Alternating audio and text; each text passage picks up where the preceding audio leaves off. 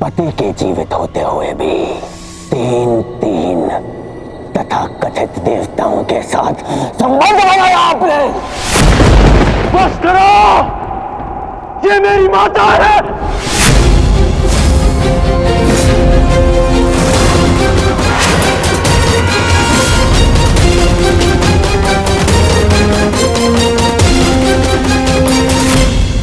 ये भले ही पांडवों की जन्ममाता है, परंतु ये तुम्हारी मां समान है।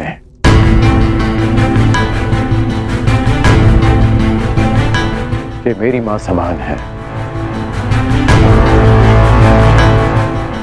माता शत्रु की हो या मित्र की, कौरवों की हो या पांडवों की, माता सम्मान की अधिकारिणी होती हैं। हस्तिनापुर की कुलवधू के अपमान के कारण आज ये युद्ध हमारे सामने खड़ा है और आज तुम हस्तिनापुर की राजमाता का भी अपमान करोगे।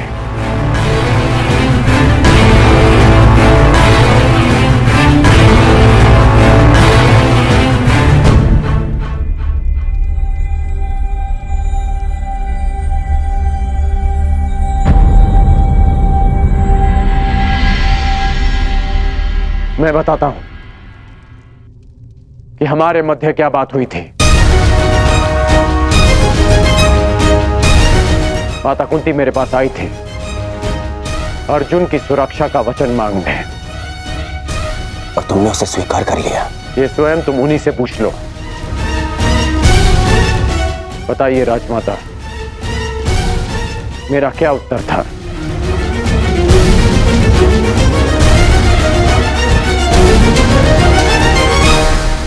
लड़ने का, युद्ध के अंत तक या अर्जुन जीवित रहेगा या फिर वो। उसने ये भी कहा कि वो अपने मित्र से वो नहीं मोड़ सकता। परंतु ये बस। और कुछ मत कहिएगा मामश्री, कुछ मत कहिएगा।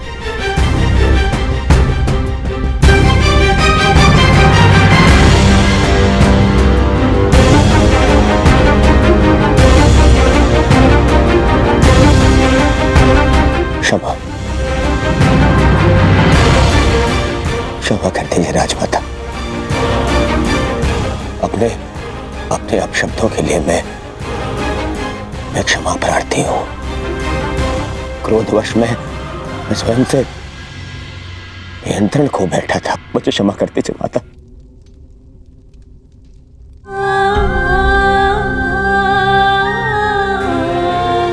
क्षमा कर दीजिए।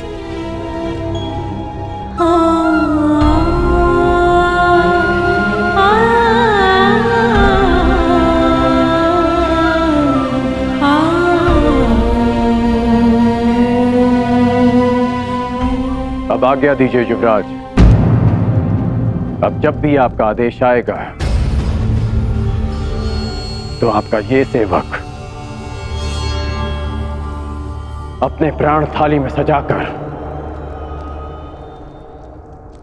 आपको अर्पित करने के लिए सामने आ जाएगा। बस एक निवेदन है कि फिर से मुझे निष्ठाहीन, कायर और द्रोही मत कहिएगा।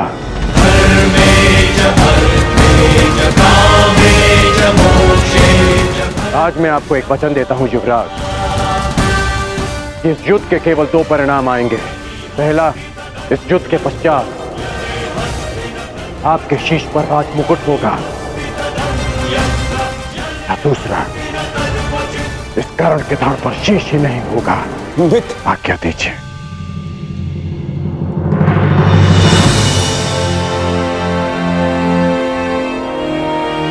क्षमा कर दो मुझे, क्षमा कर दो। मैं उस छलिए के माया से भ्रमित हो गया था मित्र, मैं भीत हो गया था, स्वयं पर से विश्वास खो बैठा था और तुमसे भी। मुझे लगा कि कहीं वो चलिया मुझसे मेरा मित्र छीन न ले। मुझे क्षमा कर दो मित्र।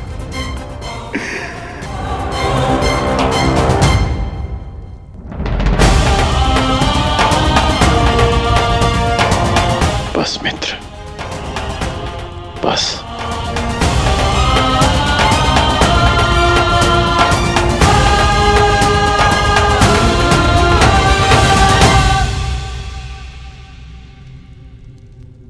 मेरे जीवन के अंतिम क्षण तक ऐसा नहीं होगा मित्र। तुमसे तुम्हारा मित्र मृत्यु अवश्य छीन सकती है,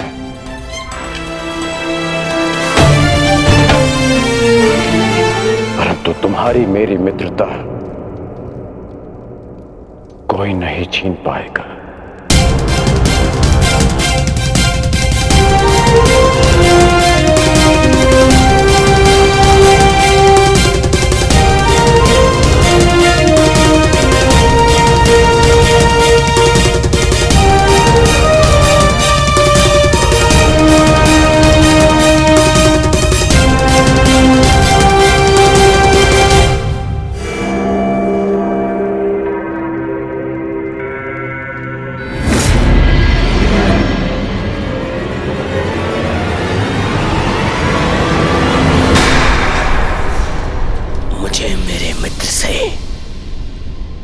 जीवन भर का आश्वासन मिल गया है मामाश्री।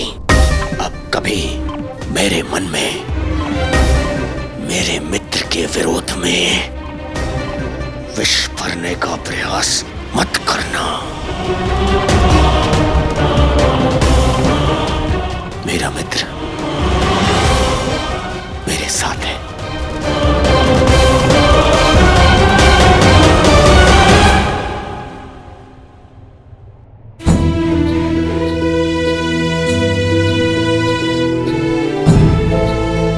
माता शत्रु की हो या मित्र की, माता सम्मान की अधिकारिणी होती हैं। ये भले ही पांडवों की जन्म माता है, परंतु ये तुम्हारी मां समान है, ये मेरी मां समान है।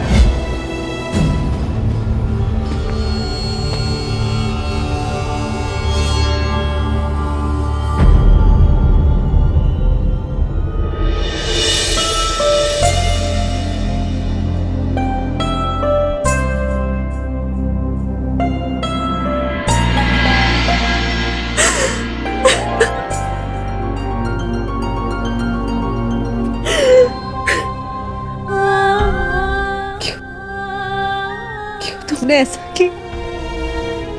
क्यों नहीं सत्य बताया दुर्योधन को? माता अपना कर्तव्य निभाने में असफल रहे, इसका अर्थ ये नहीं कि एक पुत्र भी अपना धर्म भूल जाए। पुत्र होने के नाते माता के सम्मान की रक्षा करना मेरा धर्म था। यदि सत्य सबके समक्ष आ जाता, यदि मैं आपको सत्य कहने से नहीं रोकता, तो केवल आप इस राज परिवार में अपना सम्मान नहीं खोती, अभी तुम्हें भी स्वयं अपनी ही दृष्टि में गिर जाता।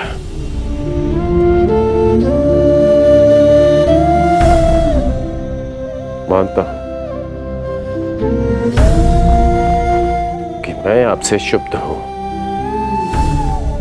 परंतु आप ही का पुत्र होना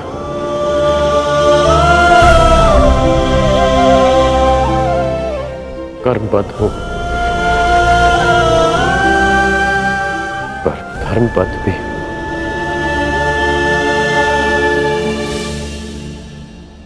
कहां से लाए उतना साहस? कैसे अर्जित किया इतनी पीड़ा सहने का सामर्थ्य? कैसे आई उदारता तुम्हारे हृदय में? तुम्हारा हृदय तो कहां से भी विशाल है। कौन हो तुम? कौन हो? जन्म से सूर्य पुत्र कौन्तेय। परंतु कर्म से एक सूत पुत्र, आधे कर्ण।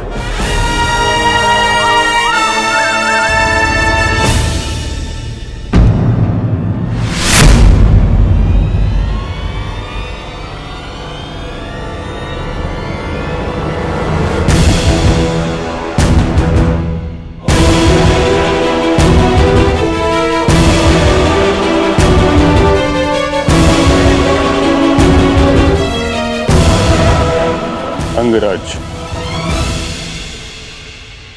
मैं कुंती से एकांत में बात करना चाहता हूं।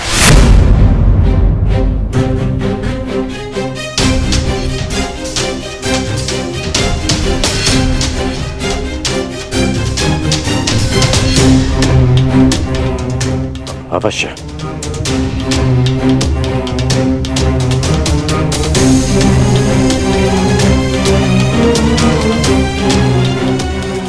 बड़ी बात।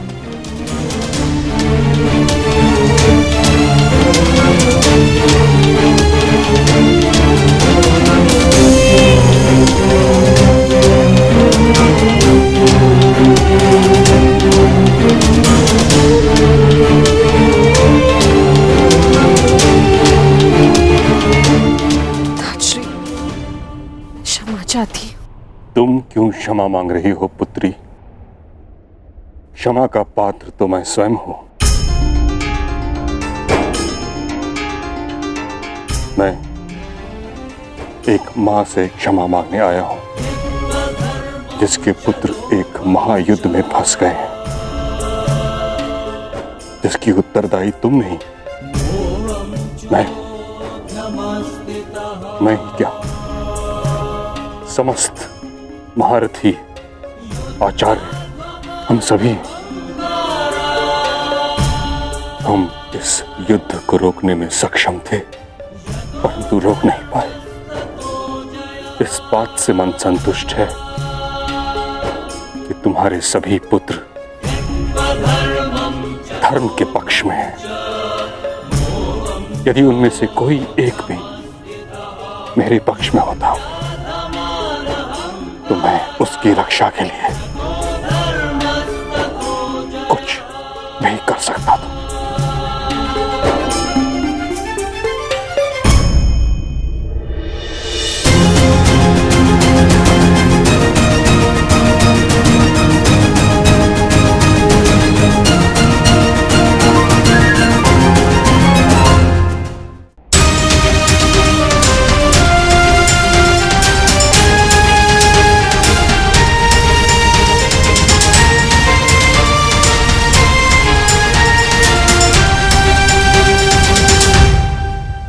मां प्रेम करती है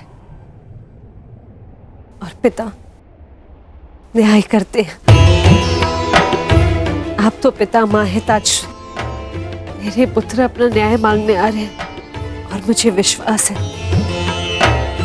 जो न्याय संगत होगा पितामह वही करेंगे।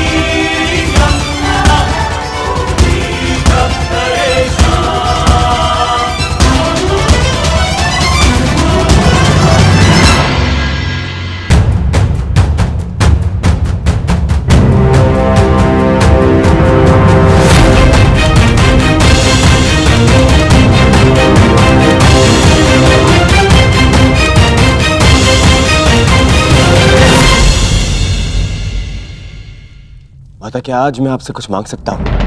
हाँ पुत्र, अवश्य। जिस युद्ध में मैं आज जा रहा हूँ माता, वहां या तो मैं विजयी होके लौटूंगा और या फिर वीर गति को प्राप्त हो जाऊंगा। जीवित वापस आने की और वीर गति को पाने की संभावनाएं समान है माता, यदि जीवित वापस आया तो कोई बात नहीं, परंतु वीर गति पाई तो सदा एक घाव मन में रह जाएगा माता। घाव कि मेरी माता ने कभी मुझे देखा ही नहीं और मृत्यु के पश्चात भी उन्हें मेरा मुख स्मरण ही नहीं होगा। माता बस एक विनती है, युद्ध से पूर्व एक बार, बस एक बार मुझे अपनी दृष्टि से देख लीजिए माता। बस एक बार अपनी माता की ममता भरी दृष्टि अपने आप के ऊपर डालना चाहता हूं माता। मैं जानता हूं पिताश्री के लिए ये संभव नहीं है माता, परंतु आप तो एक बार मुझे देख ही सकती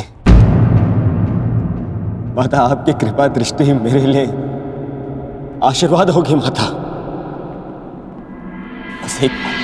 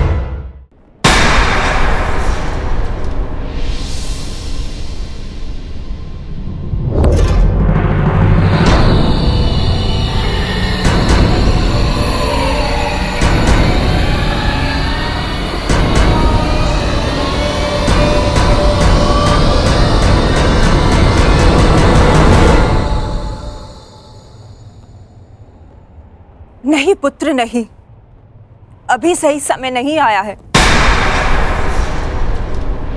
परंतु ये माता वचन देती है कि जिस दिन तुम्हें मेरी दृष्टि की आवश्यकता पड़ेगी, उस दिन ये माता अपने पुत्र के लिए अपने पति को दिया प्रण भी भूल जाएगी।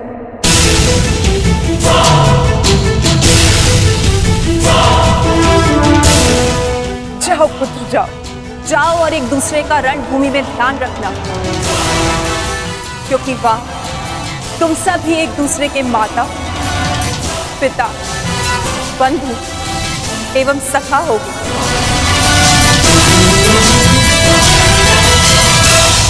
अब आज्ञा दीजिए और आशीर्वाद दीजिए। आज मुझे आपके आशीर्वाद की बहुत आवश्यकता है।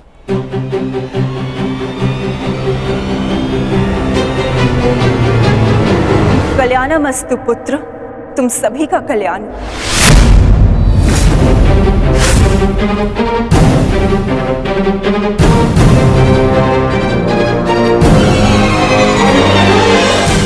आपने विजयी भव का आशीर्वाद नहीं दिया माता।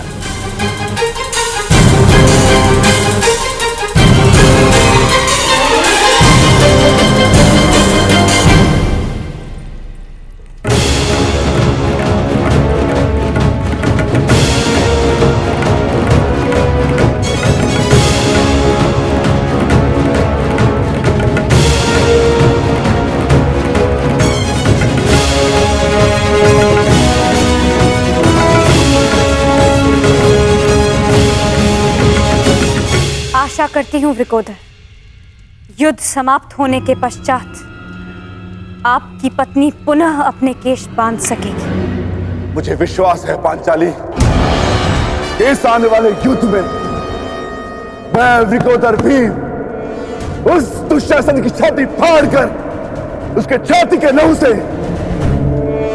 तुम्हारे केश सींच पाऊंगा।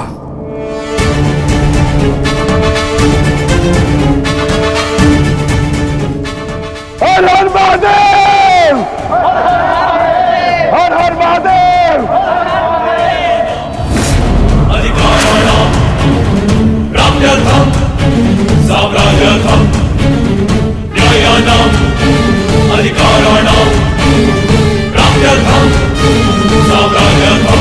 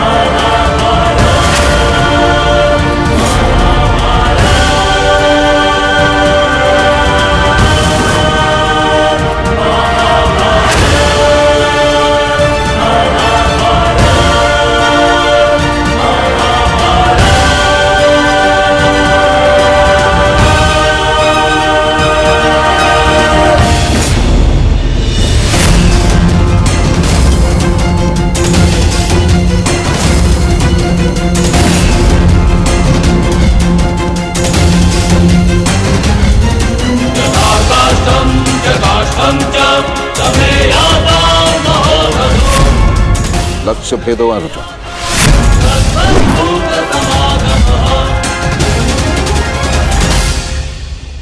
मैं नहीं चाहती कि मेरा कोई भी पुत्र एक दूसरे का वध करे।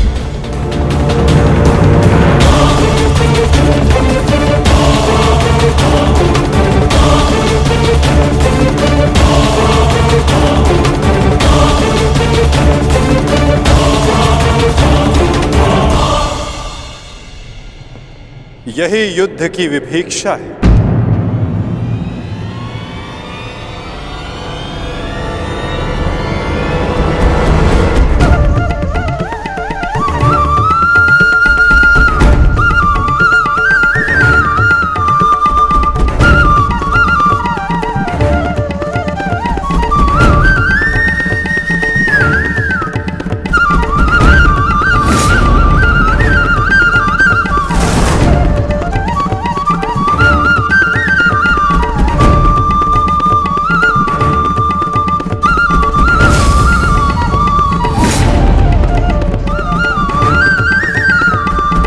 चाहे जो भी पक्ष जीते, परंतु हानि दोनों ही पक्षों को होती है।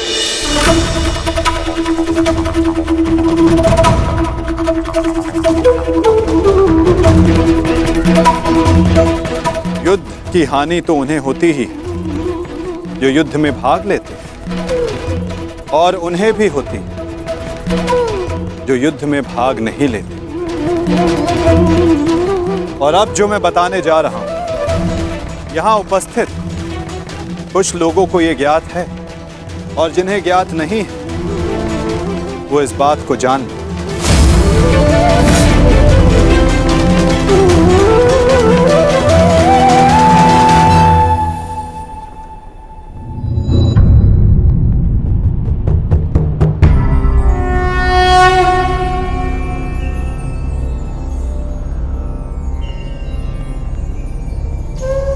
इस युद्ध के लिए ये कुरुक्षेत्र की भूमि उचित क्यों है?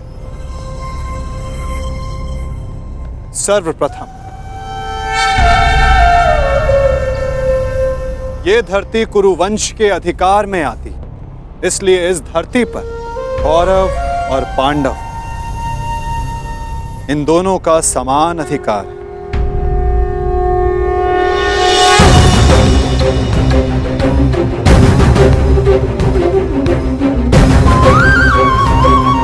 ये भूमि, ये पवित्र स्थल देव नदी सरस्वती के दक्षिण और दृश्यवाही के उत्तर दिशा में आता है।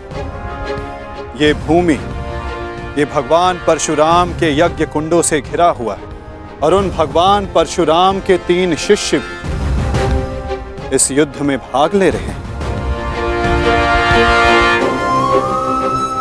महर्षि कुरु ने बरसों तक इस भूमि को जोता और देवों से यह वरदान प्राप्त किया कि जो भी इस भूमि पर मृत्यु प्राप्त करेगा उसे मुक्ति मिलेगी, स्वर्ग मिलेगा।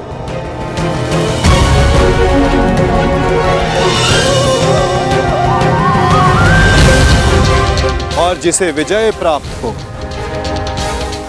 उसे न्याय मिलेगा। ये भूमि न्यायदात्री, पाप नाशिनी है, और ये युद्ध भी न्याय के विजय के, पापों के नाश के लिए हो रहा है। मुझे विश्वास है कि युद्ध का परिणाम चाहे जिस पक्ष में क्यों ना हो, धर्म स्थापना अवश्य हो।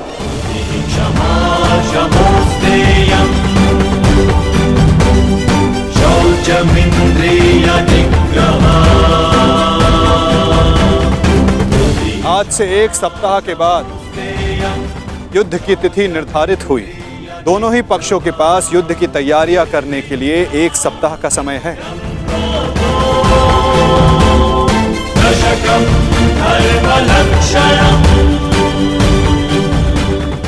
और उसके पश्चात दोनों ही पक्ष यहां पुनः उपस्थित होंगे।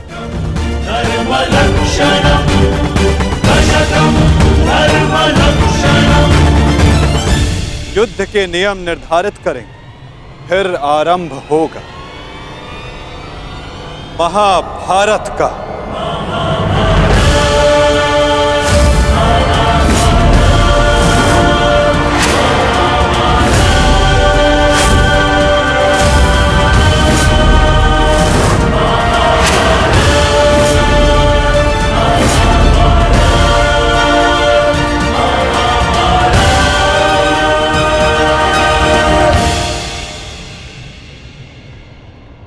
हेलो अर्जुन।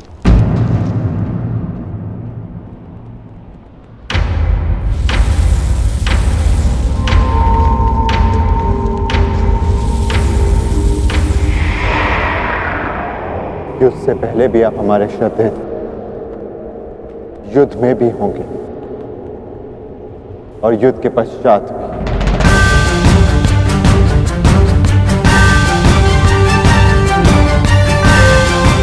प्रणिपात।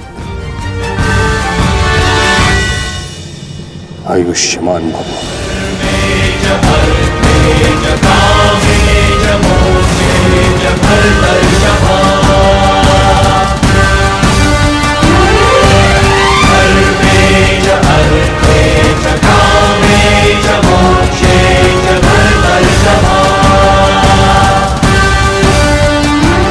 यशस्वी भव।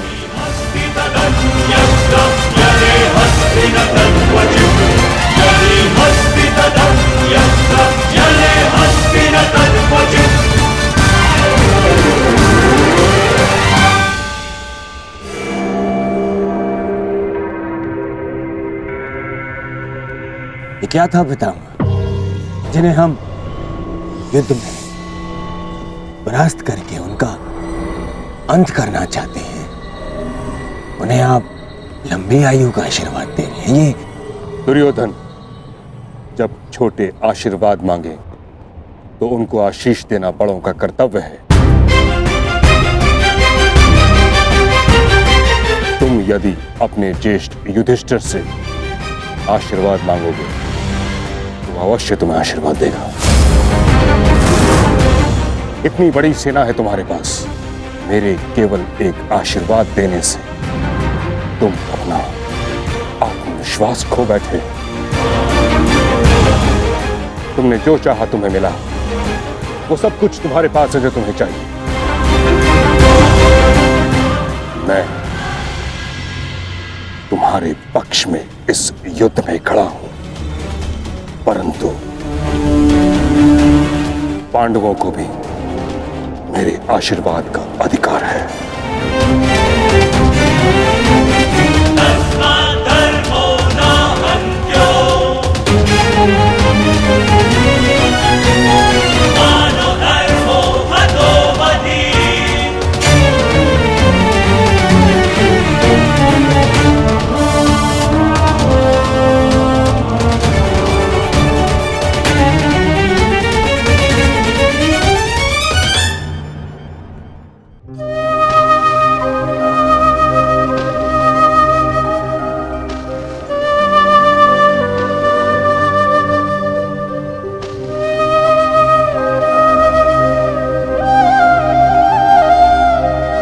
माते,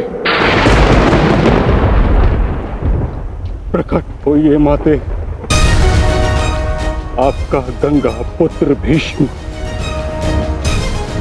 आपके समक्ष उपस्थित है।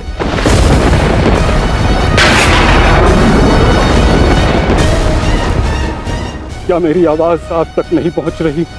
समूचे संसार को अपने जल से शीतलता प्रदान करती हैं आप। आज अपने पुत्र के जलते हुए हृदय को शीतलता प्रदान करिए माते। प्रकट होइए। समझ गया मैं। आप मुझसे रुष्ट हैं, असंतुष्ट हैं। आप कर भी क्या सकती? इस पथ का चयन अपने लिए मैंने स्वयं किया, यही मेरा दोष है। मेरा दोष वो प्रारब्ध है जिसने मुझे इच्छा मृत्यु का श्राप दिया है। मेरा दोष मेरी वो प्रतिज्ञा है जिसे मैं तोड़ नहीं सका।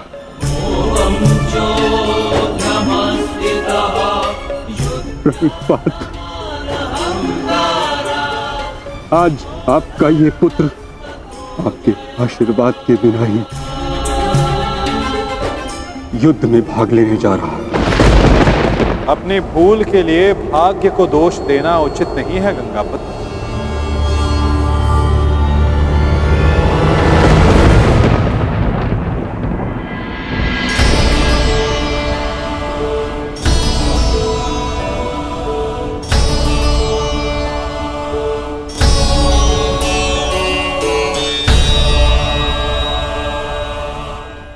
एक योद्धा को इस अवस्था में देखना भी तो उचित नहीं वासुदेव। मेरे समक्ष केवल एक योद्धा ही कहां खड़ा है। मैं तो उस पुत्र को, उस पितामह को देख रहा हूं जिसकी दृष्टि में अपराध बोध है और मन में पश्चाताप की अग्नि।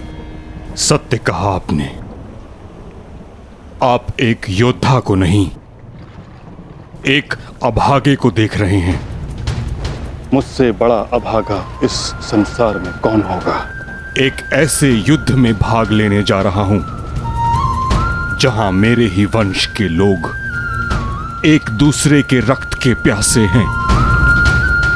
भाइयों में प्रेम की जगह प्रतिशोध है, अहंकार है। बाण किसी ओर से भी चले, छाती मेरी ही छलनी होगी। रक्त किसी का भी बहे, हृदय मेरा रोएगा और मैं इस अनर्थ को रोकने के लिए कुछ भी नहीं कर सकता। जब आप रोक सकते थे तब आप मौन रहे गंगापुत्र।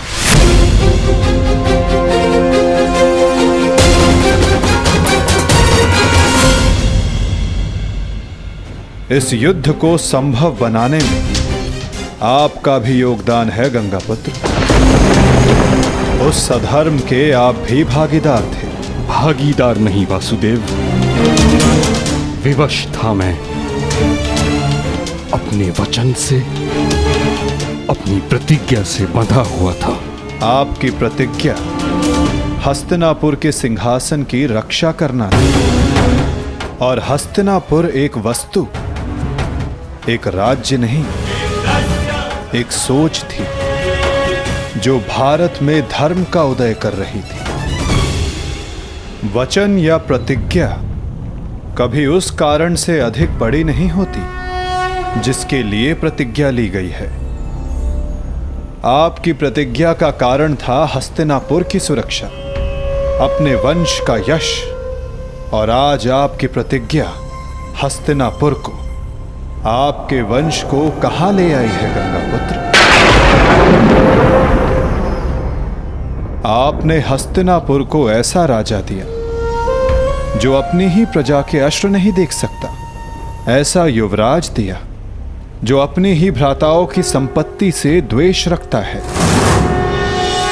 आपके इस वचन ने एक स्त्री का भरी सभा में सबके समक्ष मान मर्दन होने दिया।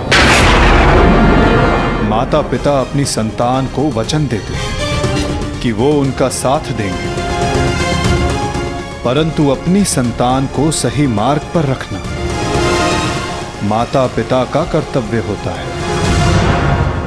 यदि उचित समय पर आपका धनुष उठा होता, आपने अपना स्वर उठाया होता, तो आज संपूर्ण भारत महाभारत की चौखट पर ना खड़ा होता गंगापुत्र।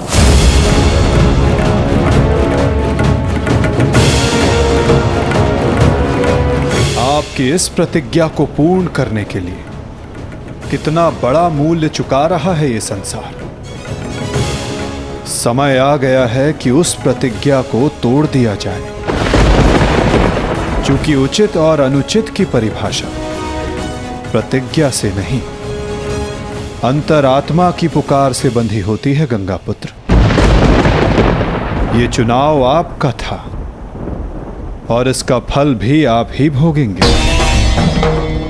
अपने चुनाव के लिए आप स्वयं उत्तरदायी हैं गंगापुत्र, ना कि आपकी प्रतिज्ञा और ना ही आपका प्रारब्ध। ठीक कहा आपने वासुदेव। मैं अपने चुनाव का उत्तरदायित्व अपने सर लेता हूं। मेरा चुनाव है कि मैं अपना वचन तोड़ नहीं सकता। निराशा हुई मुझे ये जानकर। कदाचित इसके लिए पांडव आपको क्षमा कर दे, कदाचित याज्ञसेनी आपको क्षमा कर दे, कदाचित मैं आपको दोषी ना मानूं, परंतु इतिहास आपको इसके लिए कभी क्षमा नहीं करेगा गंगापुत्र।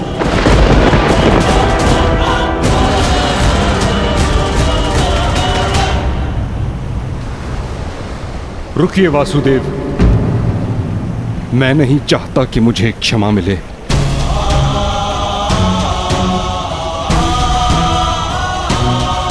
वचन पूर्ण करने का पुण्य मुझे मिले न मिले, परंतु मौन रहने का दंड मुझे अवश्य मिलना चाहिए।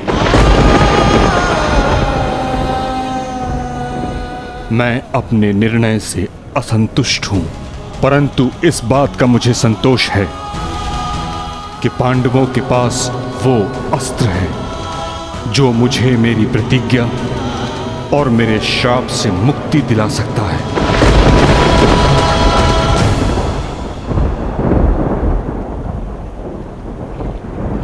आप भली भांति जानते हैं कि मैं किसके विषय में बात कर रहा हूं, किंतु पांडवों को इसका ज्ञान नहीं। उनका मार्गदर्शन आपको करना होगा वासुदेव। भीष्म नामक समस्या का समाधान आप उनको सुझाएंगे। समाधान अपने गंतव्य तक पहुंचने को है गंगापुत्र।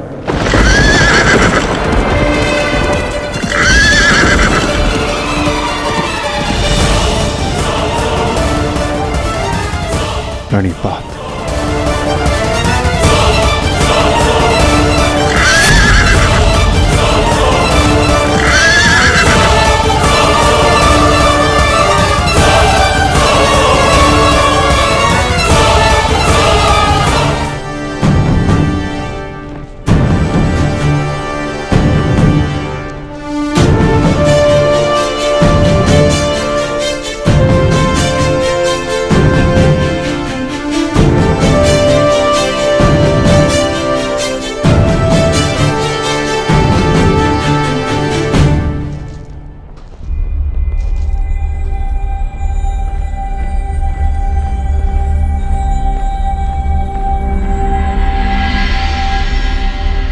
पिताश्री, आप इस भूमि को प्रणाम क्यों कर रहे हैं? क्योंकि ये एक अति पावन भूमि है जहां मेरे गुरु परशुराम ने तपस्या की। परंतु अब ये एक युद्ध भूमि है। अब यहां तपस्या नहीं, शत्रुओं का संहार होगा। एक योद्धा के लिए युद्ध भूमि उसकी कर्म भूमि, धर्म भूमि और यज्ञ भूमि होती है, मंदिर के समान पवित्र होती है। परंतु पिताश्री, मेरी दृष्टि में ये सोच एक योद्धा को युद्ध में निर्बल बनाती है। मेरा मानना है कि योद्धा जब तक क्रोधित ना हो तब तक वो प्रहार नहीं कर सकता। नहीं, क्रोध में किया गया प्रहार शत्रु से अधिक स्वयं को हानि पहुंचाता है।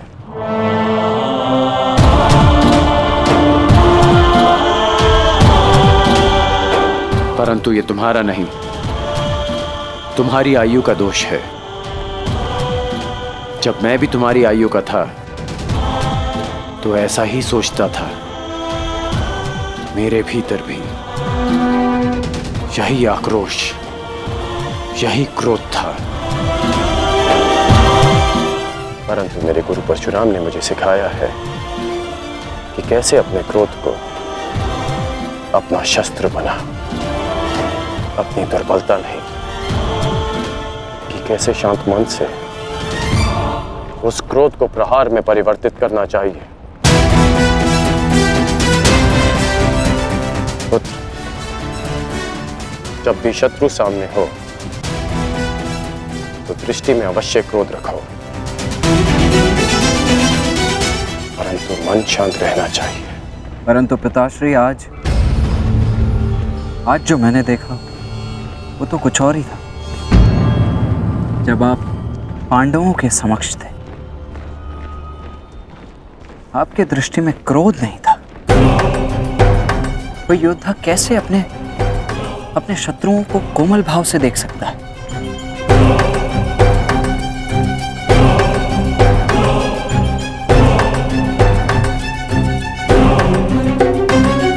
आवश्यक नहीं कि हर कोई जो हमारे विपक्ष में खड़ा हो, हमारे विरोध में खड़ा हो, वो हमारा शत्रु हो।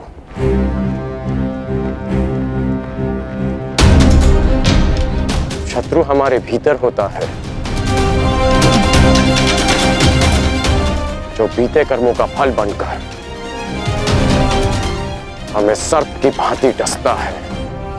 इसमें कोई संदेह नहीं कि भीम सबसे बली है, प्रबल योद्धा है, परंतु यह भी निश्चित है कि कुमार धृष्टद्युम्न रणनीति में सबसे कुशल और प्रहार में सबसे गतिमान है। परंतु एक सेना के 2 सेनापति कैसे हो सकते हैं धर्मराज? अब आप ही बताइए कि किसे सेनापति चुना जाए।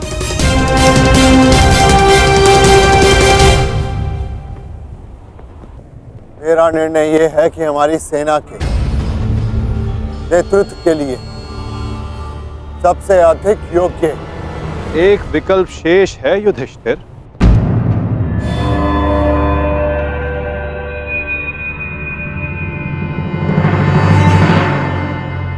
कौन वासुदेव? सेनापति पद के लिए भीम से अधिक कुशल और कौन हो सकता है? भीम की कुशलता पर मुझे कोई संदेह नहीं, परंतु हमें एक ऐसा सेनापति चाहिए जो युद्ध में गंगा पुत्र के समक्ष खड़ा हो सके।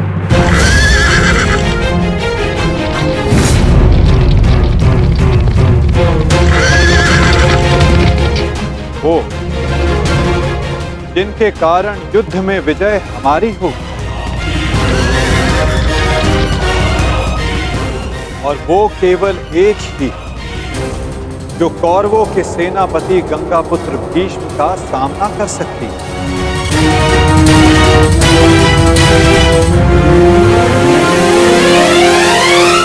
शिखंड।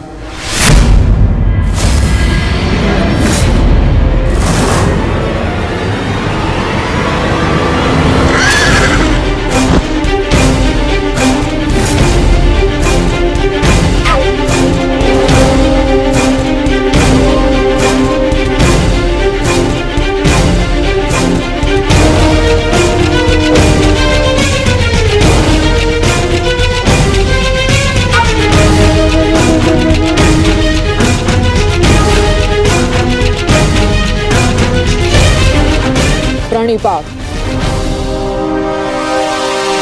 ये युद्ध केवल आपका नहीं, मेरा भी है।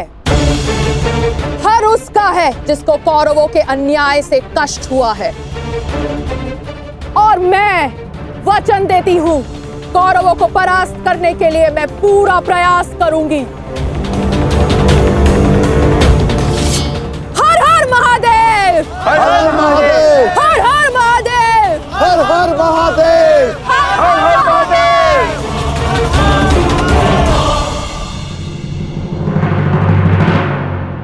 एक समस्या अब भी सामने है वासुदेव।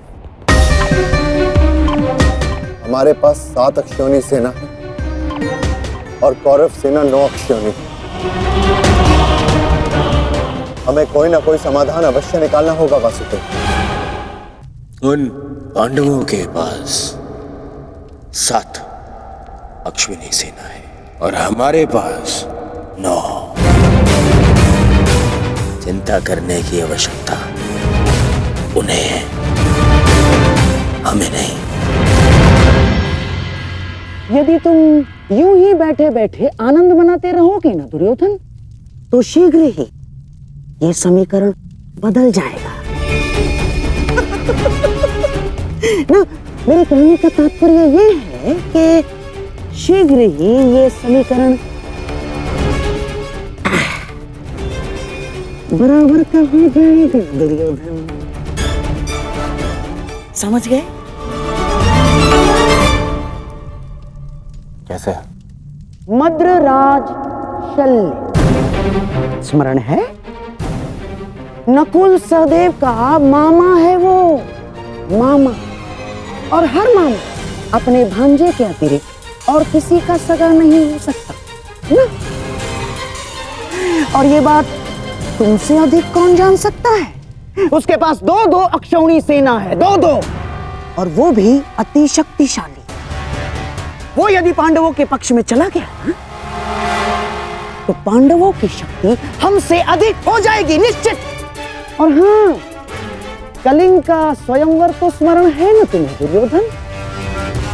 शल्य को शत्रु का क्रोध अधिक शक्तिशाली बना देता है, देखा है तुमने? देखा है ना? और हाँ, मैंने तो ये भी सुना है कि शल्य सेना का हर एक सैनिक शल्य की इस विद्या में थोड़ा कम, थोड़ा अधिक कुशल है। ये तो चिंता का विषय है मामाश्री। नहीं होना चाहिए। शल्य को अपने पक्ष में कैसे किया जाए? है, मेरे पास एक योजना है दुर्योधन। मद्रराज शल्य अपने वचन का पक्का है, परंतु चरित्र का थोड़ा सा कच्चा। ये स्वभाव से थोड़े रसिक भी है। तुम समझ रहे हो ना मैं क्या कह रहा हूँ? रसिक है थोड़े से।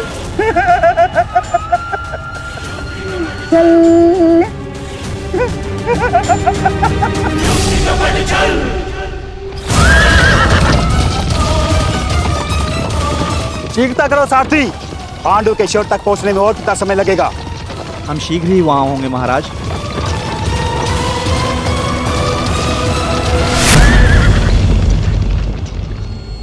रथ क्यों रोका? मार्ग में कोई है महाराज। इसका साहस जो मद्रराज का मार्ग रोक सके। मद्रराज की कोई सूचना अनुजो? अब तक मामाश्री का कोई समाचार नहीं आया है। समझ में नहीं आता किस कारणवश उन्हें इतना विलंब हो रहा है। प्रतीक्षा केवल दुर्बल करते हैं नकुल, योद्धा केवल प्रयास करता है। युद्ध आने को है, कहीं ऐसा ना हो कि तुम प्रतीक्षा करते रह जाओ और शत्रु अपने प्रयास में सफल हो जाए। अभी युद्ध के नियम निर्धारित नहीं हुए हैं। किसे क्या, कब, कहां, कौन सी अनहोनी हो जाए।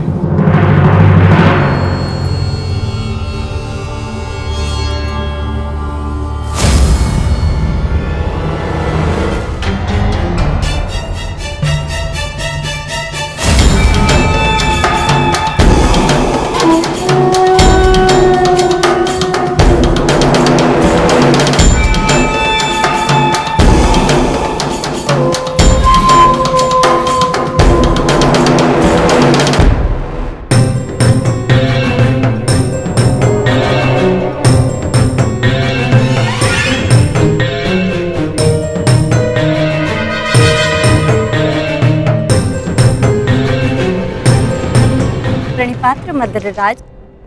कौन है आप? आपकी सेविकाएं। आपकी यात्रा बहुत लंबी है, आपकी सेवा के लिए आए हैं, आपको आपके गंतव्य स्थान तक पहुंचाने। किसने आपको भेजा है? वासुदेव। वासुदेव? वासुदेव को हमारा धन्यवाद कहिएगा, परंतु मुझे आज विलंब हो रहा है। प्रणाम। मर्तराज, क्या आप हम दोनों को दंडवीर बनाना चाहते हैं?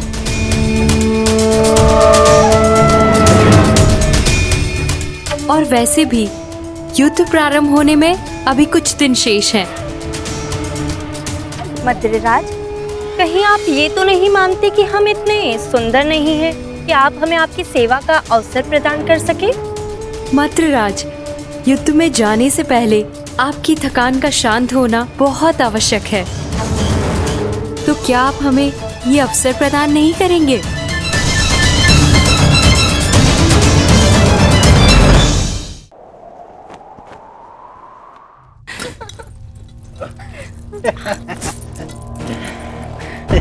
सेवा का आनंद ले रहे हैं ना? अवश्य।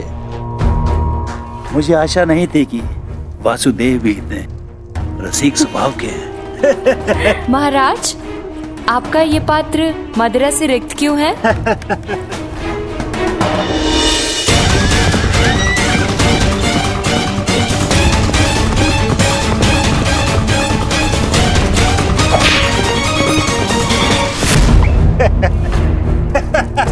महाराज, हमसे क्या भूल हुई?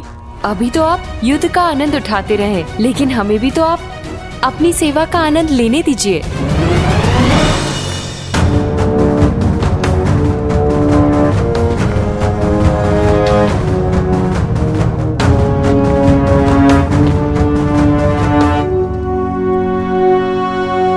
प्रणिपात मद्रराज।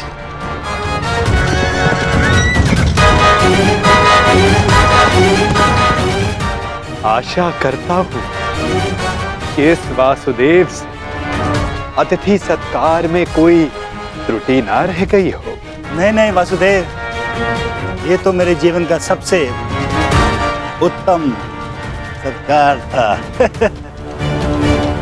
मैं अति प्रसन्न हूँ कि यह युद्ध मैं आपकी तरफ से लड़ रहा हूँ, और युद्ध के पश्चात मैं एक बार फिर से ये सत्कार लेना चाहूंगा।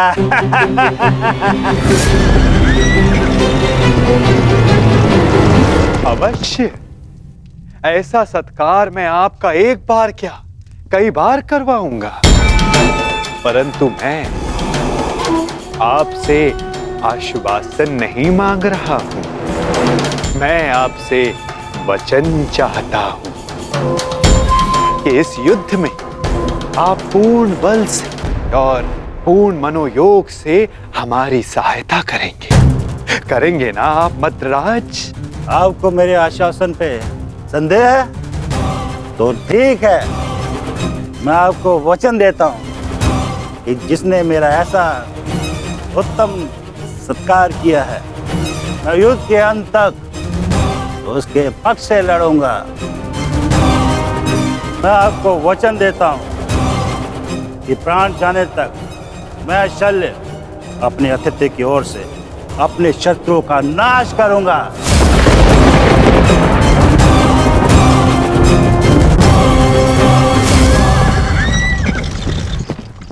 उत्तम, अति उत्तम। धन्यवाद मद्रराज, धन्यवाद। धन्यवाद मद्रराज, धन्यवाद।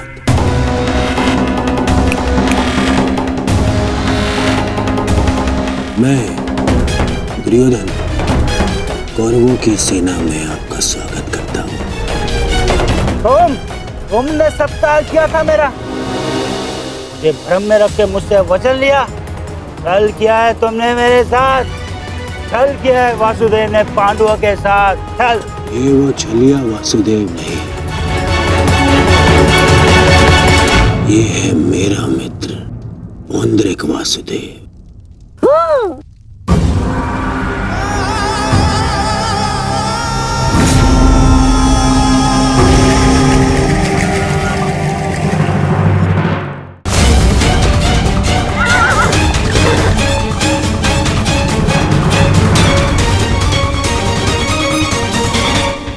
ये मामा श्री की सेना कौरवों के शिविर की ओर क्या कर रही है? केश, ये सोचने का नहीं, बढ़ने का समय है। तुम सबको महाराज शांत हो जाइए, शांत। आपने तो वचन दिया है, तो अब आपको कौरवों की ओर से ही लड़ना होगा और युद्ध के नियमानुसार अपने ही पक्ष के योद्धा पर प्रहार नहीं करते मद्रराज, हैं? तो आइए, कौरव दल में आपका मैं शकुनी महारथी शल्य का स्वागत करता हूँ। तुम सब ने छल किया है, छल। देख लूंगा तुम्हें सबको।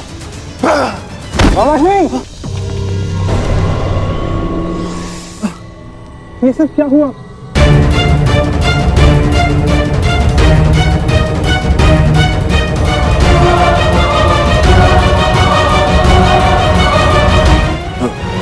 पुत्र नकुल, मैं मगधराज कदाचित हिचकिचा रहे हैं। आओ पांडु पुत्रों, मिलो कौरवों के नए सहयोगी से, महारथी महाराज शल्य से। तुम क्या सुन रहे हो मामाश्री? मुझे क्षमा करें, तुम्हारे मामाश्री के साथ बहुत बड़ा छल हुआ है।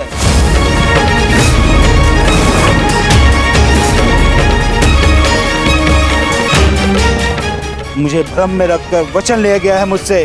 भ्रम से ही सही, परंतु आप वचन के भार से बद्ध है मद्रराज। दुर्योधन, तुमने हमारे साथ छल किया है। मामाश्री ने सबसे पहले हमें आश्वासन दिया था। शांत विकोधर, शांत। पांडवों को आश्वासन मिला था, परंतु कौरवों को वचन मिला है विकोधर, वचन। और वचन वचन होता है, उसे तोड़ा नहीं जा सकता। परंतु यदि महाराज शैल्य वचन भंजक होने का कलंक अपने मस्तक पर लेना चाहते तो वो यहां से जा सकते हैं। परंतु युधिष्ठिर, तुमने तो इस युद्ध को धर्म युद्ध का नाम दिया है, तो क्या तुम अपने मामा का वचन भंग करने का अधर्म अपने मस्तक पर लेना चाहोगे? बोलो युधिष्ठिर।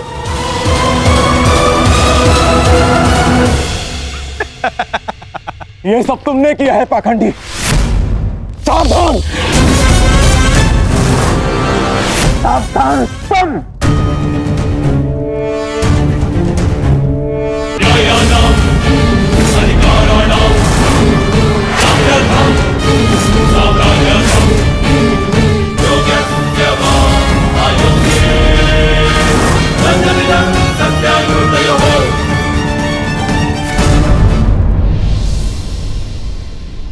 रुक जाओ दुर्योधन। नहीं मामाश्री, आज मेरे मध्य मत आइए। बहुत हो गया, बहुत हो गया इन पांडवों का।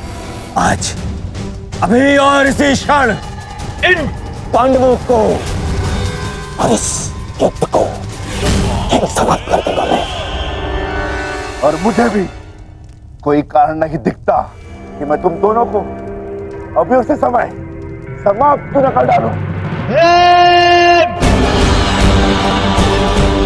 कारण है मेरे पास भीम, है कारण, परंतु वो कारण मैं तुम्हें नहीं बताऊंगा, तुम्हारे ज्येष्ठ भ्राता युधिष्ठिर को बताऊंगा।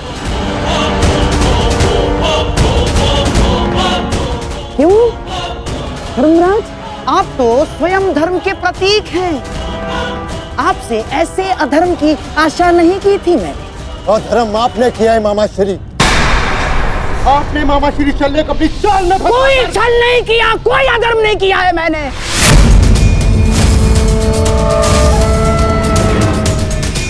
कदाचित आप भूल रहे हैं धर्मराज कि अभी तक युद्ध के कोई नियम निर्धारित नहीं हुए, तो हम पर कोई बंधन नहीं है। हम अपना पक्ष बढ़ाने को पूर्ण स्वतंत्र हैं, और हमने जो कुछ भी किया ना धर्मराज, वो हमारा अधिकार था। और क्या किया हमने? हैं? हमने केवल और केवल एक अतिथि का सत्कार किया, बस। मातृदेव भव, पितृदेव भव, आचार्य देव भव, अतिथि देव भव। पढ़ा होगा आपने, हैं? अपने धर्म में। तो बताइए, एक अतिथि का सत्कार करना क्या दंडनीय है? और कोई छल नहीं किया इस पौंड्रक वासुदेव ने। अतिथि ने पौंड्रक वासुदेव को अपना परिचय पूछा तो उन्होंने बता दिया, उसमें क्या भूल की?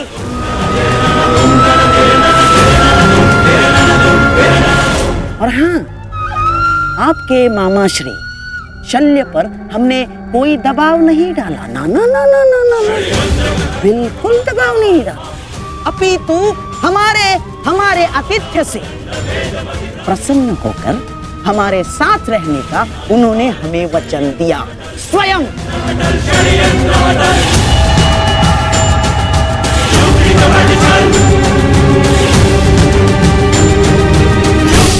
धर्मराज, मुझे खेद है कि आपको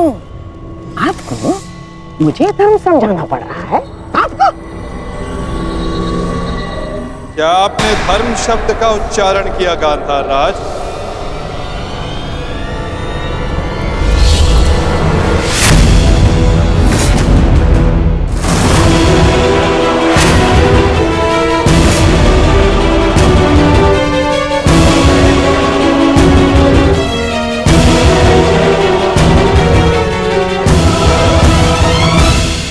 धर्म अधर्म का ज्ञान आपके मुख से सुनकर आश्चर्य हुआ, उनके मुख से जिन्होंने स्वयं कभी धर्म की सीमा का मान न रखा, न राजभवन में, न उत्तराधिकारी के चुनाव में,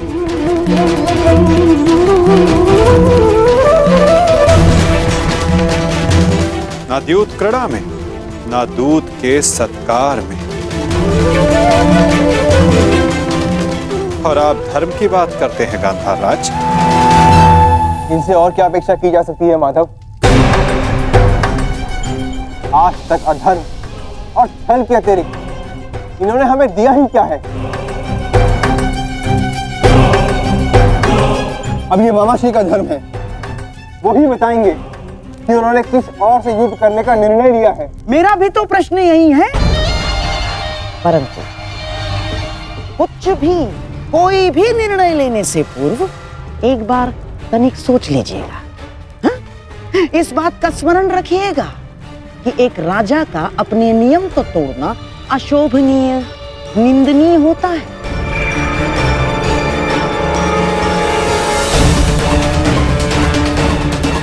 कैसे आपकी प्रजा आपका सम्मान करेगी जो राजा अपने दिए हुए वचन को तोड़ देता है, दिए हुए वचन से पलट जाता है? क्या क्या मुख लेके जाएंगे आपके प्रजा के समक्ष आप?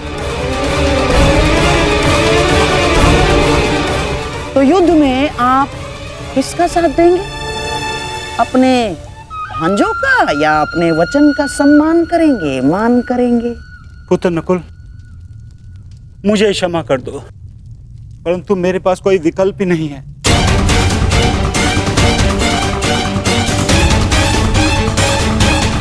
मुझे अपने वचन के मान के लिए इन कौरवों का पक्ष चुनना ही होगा।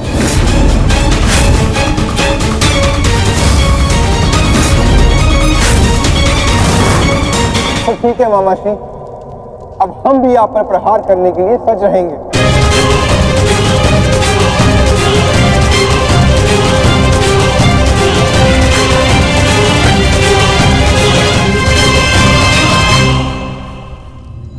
आपको इस निर्णय का गंभीर परिणाम भुगतना होगा, ये मेरी प्रतिज्ञा है।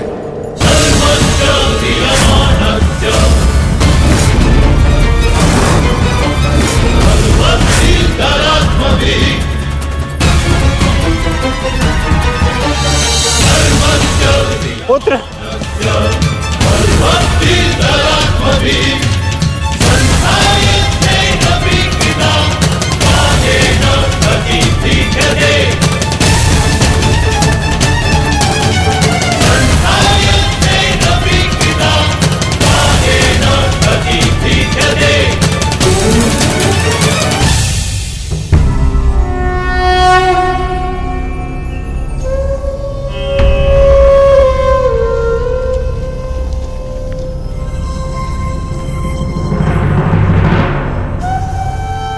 छलिए, तू कहां चल दिया? छलिए कृष्ण,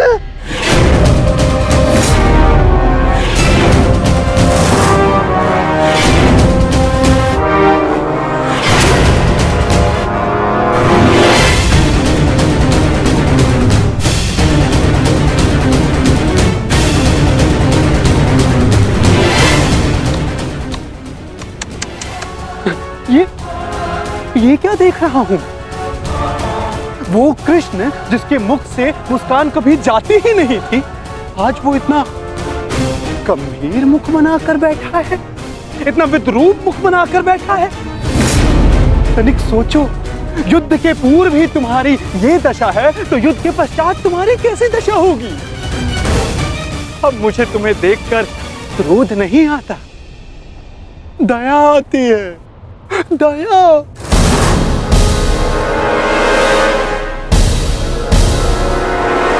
तुम्हारी सेना तुम्हारी नहीं रही, तुम्हारा पुत्र, उसने भी तुम्हारा साथ नहीं दिया। तुम्हारा भाई, उसने तुम्हारा पक्ष नहीं चुना, सब कुछ छीन लिया गया तुमसे।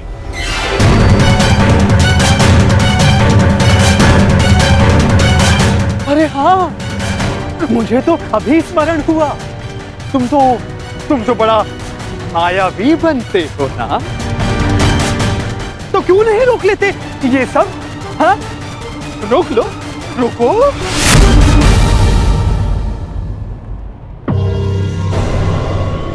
अरे हाँ, विचार करने वाली बात तो ये, जब मैंने तुमसे तुम्हारा सब कुछ छीन लिया, तो तुम उस सुदर्शन चक्र का क्या करोगे?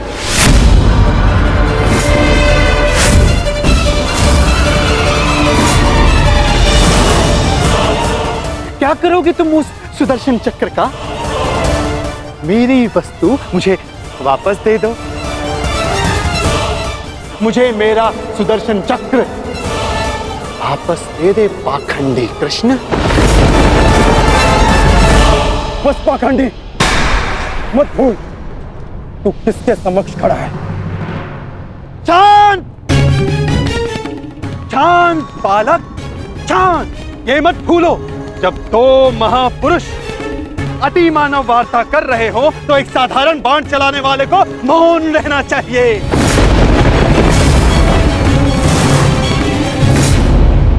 दुष्ट पौंड्रक, मैं आज ये सिद्ध कर देता हूं तू कितना बड़ा अतिमानव है।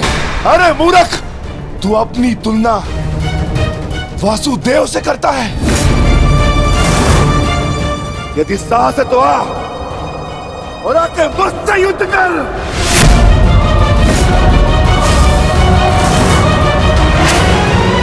मूर्ख तो तुम पांडु पुत्र हो।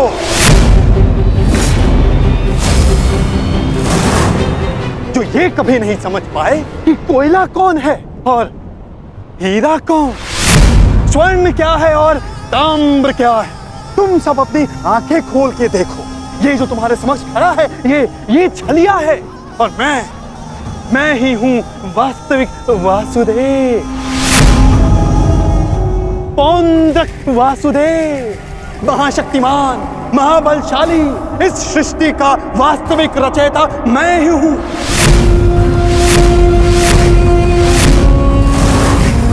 यदि मैं चाहूं तो तुम सबको एक क्षण में तुम सबका अंत कर सकता हूं। इसलिए मुझे मेरा अस्त्र उठाने के लिए पौंड्रक,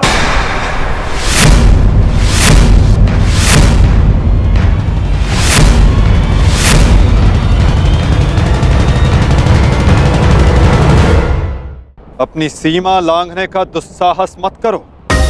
मैं तुम्हें पहले भी चेतावनी दे चुका हूं और आज अंतिम चेतावनी देता हूं। मुझे वो करने के लिए बाध्य मत करो जिसके पश्चात तुम्हें पश्चाताप करने तक का अवसर ना मिले।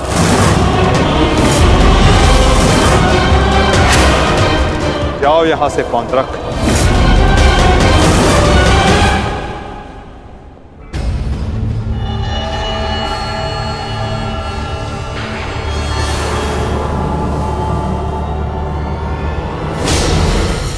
अवसर तू मुझे देगा, मुझे, वास्तविक वासुदेव को, पौंड्रक वासुदेव को।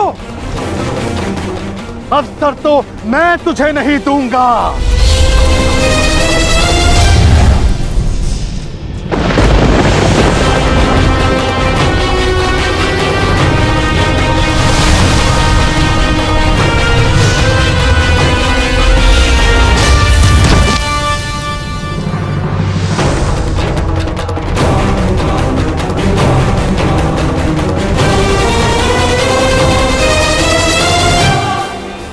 दृष्टि से बाण शक्ति से जीते ये सारा रण, शांत चित धरे आत्मबल भरे जीते हर बाधा कर, छूट ना पाए लक्ष्य हो जाए सूक्ष्म सा छुपा होकर, वेग है सूर्य तेज है कवच चढ़ा इसके। दोबारा ऐसा दुस्साहस मत करना, अन्यथा कुछ करने के योग्य नहीं रह जाओगे पौंड्रक। मेरे पक्ष में होकर मुझे पर प्रहार करता है मूर्ख दुर्योधन। ये तुम्हारा मित्र है या शत्रु? तुम्हें पूर्ण विश्वास तो है ना कि ये हमारे ही पक्ष में है? इस सूत पुत्र मित्र को समझा दो कि मेरे और उस पाखंडी कृष्ण के मध्य आना बंद करे,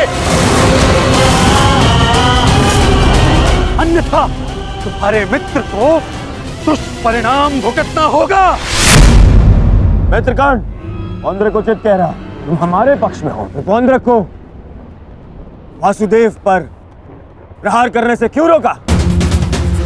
क्योंकि मैं वीर दुर्जय योद्धा दुर्योधन के पक्ष में हूं। पीठ पीछे वार करने वाले को कायर कहा जाता है, वीर नहीं। तो ये कहां का न्याय है मित्र? जहां एक निहत्थे पर पीछे से वार किया जाता है। क्या युद्ध से पूर्व ही हमारे पक्ष के योद्धा युद्ध के नियम भूल गए हैं?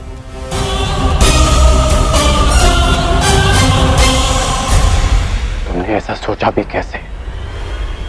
तुम इस भांति वासुदेव को वश में कर लोगे?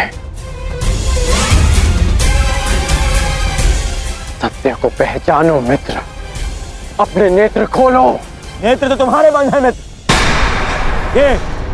ये छलिया कोई अवतार नहीं, केवल मायावी। शांति सभा में जो कुछ भी घटित हुआ केवल इस छलिए की माया थी, माया थी वो।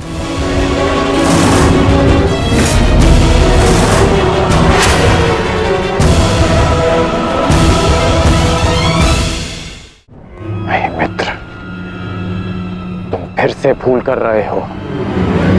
भूल तो दुर्योधन ने किया, तुझे अपने पक्ष में रखकर विश्वासघाती। सत्य का ज्ञान तो तुझे नहीं है, तू अपने नेत्र खोल के देख। दुर्योधन, ये विश्वासघाती इन पांडवों के साथ और इस छलिए कृष्ण के साथ जाकर मिल चुका है। छलिए कृष्ण की वाणी बोल रहा है, उसके वश में है ये। अपने कर्मों को वश में ना रख पाए, परंतु अपने शब्दों को विराम लगाओ पौंड्रक। विश्वासघाती और छलिए तो तुम हो, जो स्वयं को किसी और के रूप में ढालना चाहता है। तुम एक अस्तित्वहीन घृणित जीव हो, जिसके पास ना कोई सम्मान है और न स्वयं की पहचान। तो अब एक सूत पुत्र मुझे मेरी पहचान और मान का ज्ञान देगा? पहचान तो मैं तुझे गया। तूने पांडवों और इस कृष्ण के साथ मिलकर दोनों तरफ संधि की है। मित्र दुर्योधन, ये विश्वासघाती युद्ध में तुम्हें अवश्य हानि पहुंचाएगा। नहीं। शांत हो जाओ अंगराज, शांत हो जाओ।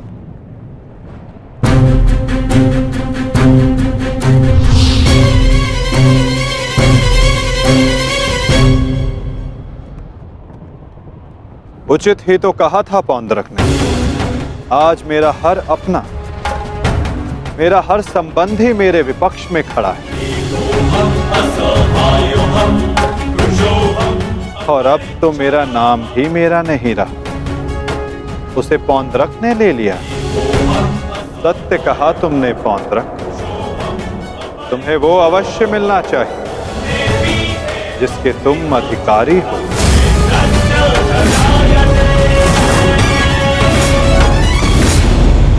अद्भुत कृष्ण अद्भुत, आज प्रथम बार तेरे मुख से सत्य निकला है छलिए। तो अब मुझे वो सुदर्शन चक्र दे दे जिसका वास्तविक अधिकारी मैं हूं।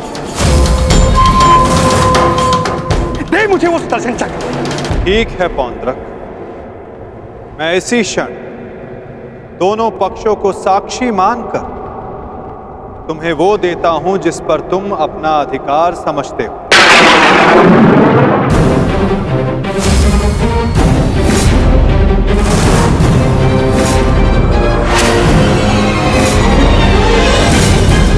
जो निश्चित रूप से तुम्हें वासुदेव में परिवर्तित कर देगा।